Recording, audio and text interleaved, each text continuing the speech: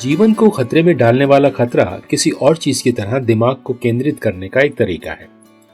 जैसे ही adrenaline pump होता है, वो भागने या लड़ने की प्रवृत्ति जो हमारे डीएनए में बुनी हुई है सक्रिय हो जाती है। नमस्कार, मैं हूं क्रिस्टोफर सिंह और आज के ताजा कार्यक्रम में एक बार फिर से आपका स्वागत है।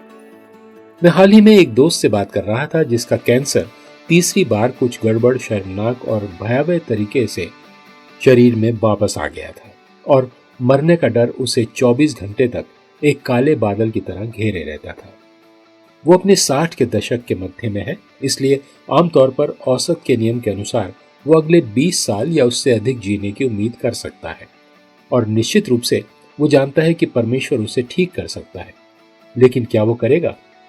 जी हाँ, जीवन और मृत्यु का डर सब कुछ खा जाता है। मैं जानता हूं कि तुम क्या सोच रहे हो।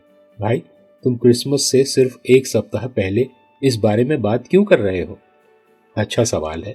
उत्तर दें, क्योंकि ये ठीक इसी तरह का डर था, इस बात की अनिश्चितता कि वे बचेंगे या नहीं, जिसने यीशु दुनिया के उद्धारकर्ता के जन्म के कुछ समय बाद ही मरियम और यूसुफ को जकड़ लिया था।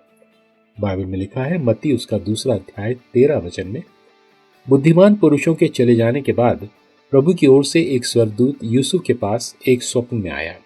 स्वर्गदूत ने कहा, उठो, बच्चे को उसकी मां के साथ लेकर मिस्र भाग जाओ। हेरोदेस बच्चे को मारना चाहता है और जल्द ही उसे ढूंढना शुरू कर देगा। जब तक मैं तुम्हें वापस आने के लिए ना कहूं, मिस्र में ही रहो।